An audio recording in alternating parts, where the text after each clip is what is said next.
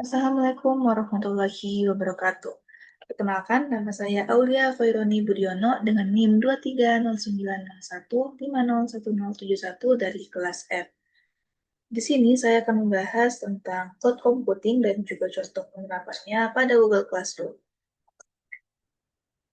Saya memilih tema ini karena kalau kita lihat sekarang sudah terjadi perubahan dari penyimpanan yang awalnya fisik menjadi serba digital.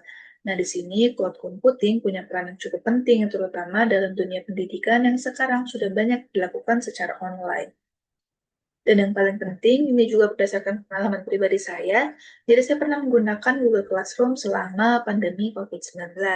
Dan dari situ saya bisa melihat langsung bagaimana cloud computing membantu dalam proses pembelajaran menjadi lebih praktis dan juga lebih efisien.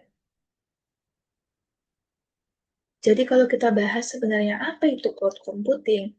Jadi cloud computing ini adalah teknologi yang memungkinkan kita untuk menyimpan data dan juga menggunakan aplikasi melalui internet tanpa harus menyimpannya di laptop atau HP kita.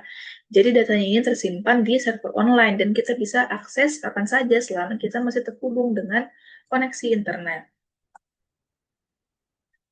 Nah, salah satu contoh dari cloud computing yang pernah saya gunakan adalah Google Classroom. Platform ini digunakan untuk pembelajaran online, mulai dari membagikan materi, mengumpulkan tugas, hingga memberi penilaian.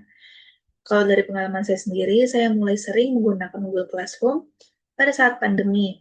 Nah, waktu itu sekolah kan semua diliburkan, dan semua kegiatan belajar ini dilakukan dari rumah.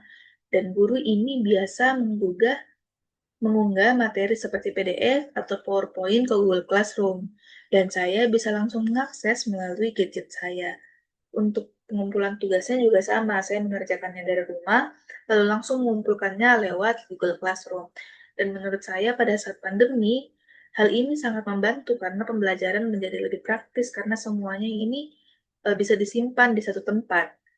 Selain memberikan tugas dan juga mengumpulkan tugas, di Google Classroom, guru juga bisa langsung memberikan nilai dan juga memberikan komentar terhadap tugas yang kita kumpulkan.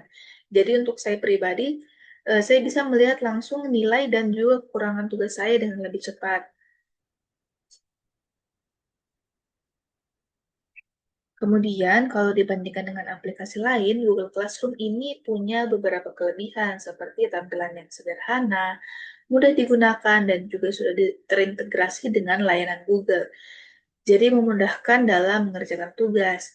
Tapi di sisi lain ada juga kekurangannya. Nah, fitur di Google Classroom ini masih tergolong sederhana.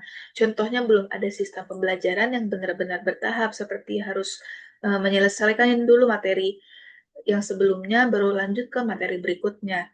Nah, selain itu, informasi yang ditampilkan juga belum terlalu detail. Misalnya tidak ada grafik perkembangan belajarnya atau laporan yang lebih lengkap seperti di aplikasi-aplikasi lain.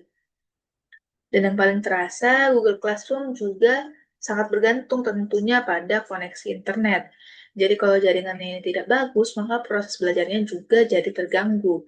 Tapi secara keseluruhan, menurut saya, Google Classroom ini tetap sangat membantu, apalagi dalam kondisi seperti pandemi waktu itu.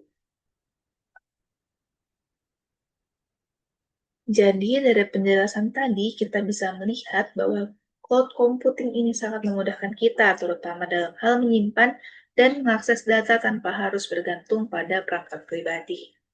Kemudian melalui Google Classroom juga, kita bisa merasakan langsung bagaimana teknologi ini membantu proses pembelajaran, di mana semua kegiatannya dilakukan secara online.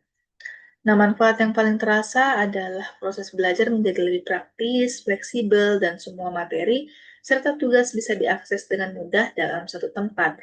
Dan menurut saya, meskipun Google Classroom ini masih memiliki beberapa kekurangan, seperti fitur yang belum terlalu lengkap, kemudian ketergantungannya pada internet, secara keseluruhan penggunaan ini sudah cukup efektif dan sangat membantu dalam kegiatan belajar. Dari sini juga bisa kita lihat bahwa penggunaan teknologi seperti cloud computing ini sudah menjadi bagian penting dalam kehidupan kita, terutama dalam dunia pendidikan.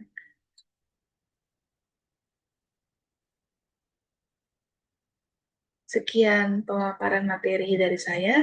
Terima kasih atas perhatiannya. Wassalamualaikum warahmatullahi wabarakatuh.